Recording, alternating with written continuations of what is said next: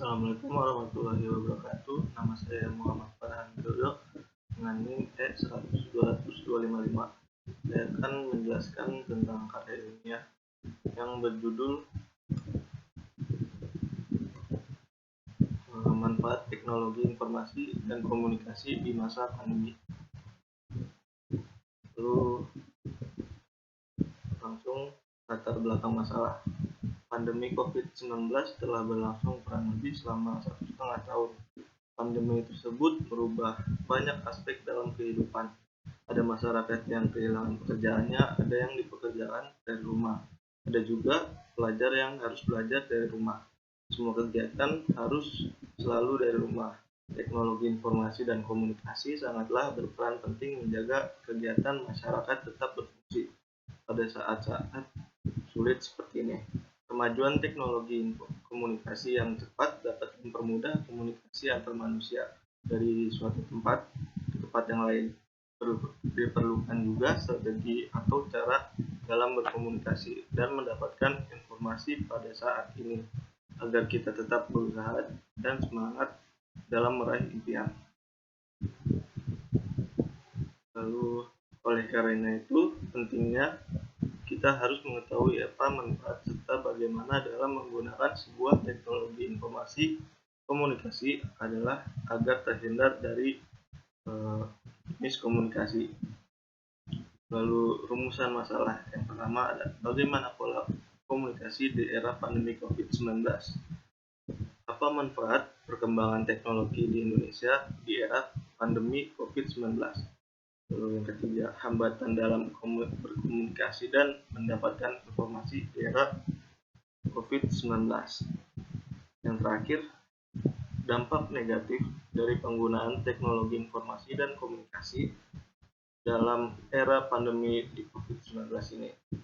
Lalu fokus masalah tentang manfaat teknologi informasi dan komunikasi di masa pandemi COVID-19 ini berfokus pada perubahan pola komunikasi, bagaimana cara memanfaatkan teknologi informasi dan komunikasi di masa pandemi. Untuk mengetahui bagaimana caranya, untuk menghindari dampak negatif yang ditimbulkan dari teknologi informasi dan komunikasi di masa pandemi. Lalu tujuan pembahasan yang pertama, menjelaskan pola-pola dalam berkomunikasi di masa pandemi. Yang kedua, mendeskripsikan manfaat apa saja dalam perkembangan teknologi informasi komunikasi pada saat pandemi.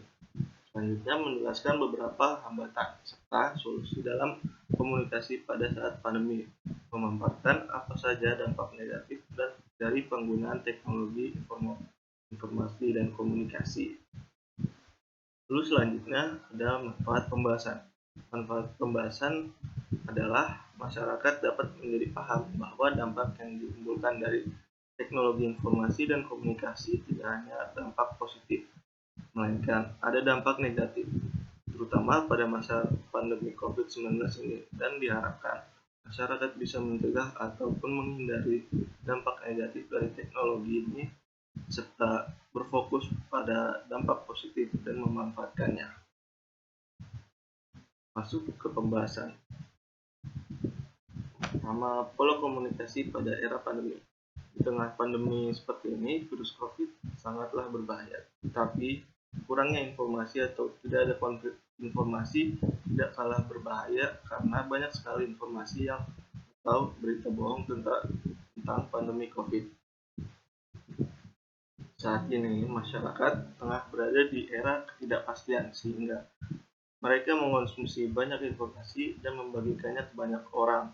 Sayangnya, tidak semua informasi ini valid yang begitu deras karena ada yang bersifat disinformasi sehingga menimbulkan misinformasi.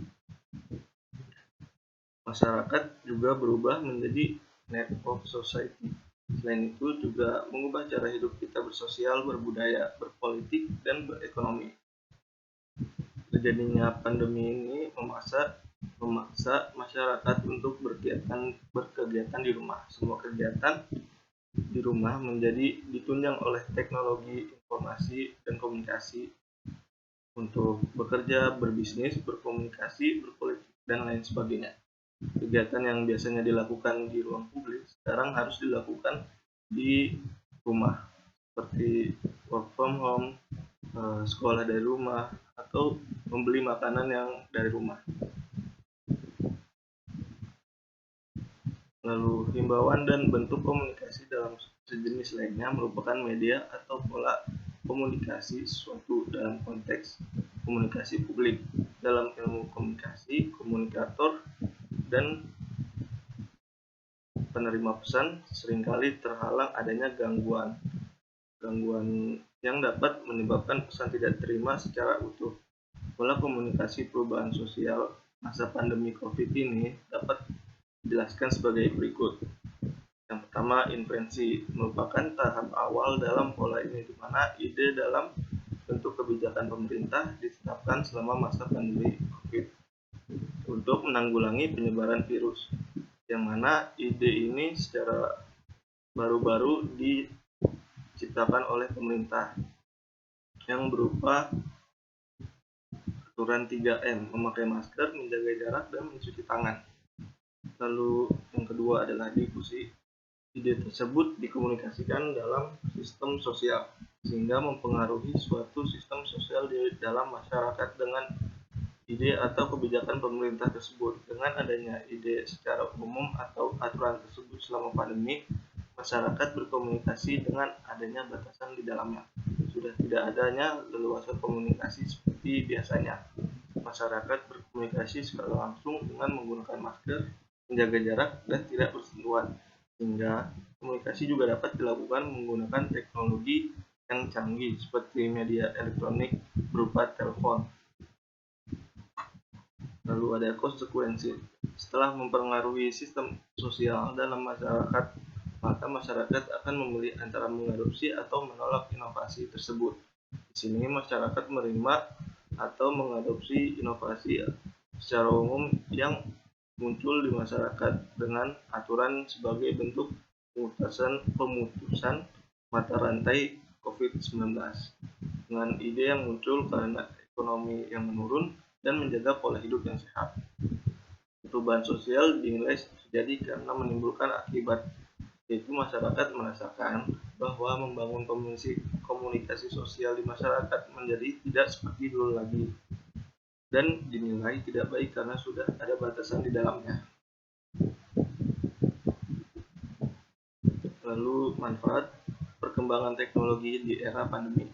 Adanya teknologi di masa pandemi COVID-19 ini sangat berperan penting dalam masa ini, karena penting dalam menjaga kegiatan masyarakat pada masa PSBB atau pembatasan sosial berskala besar.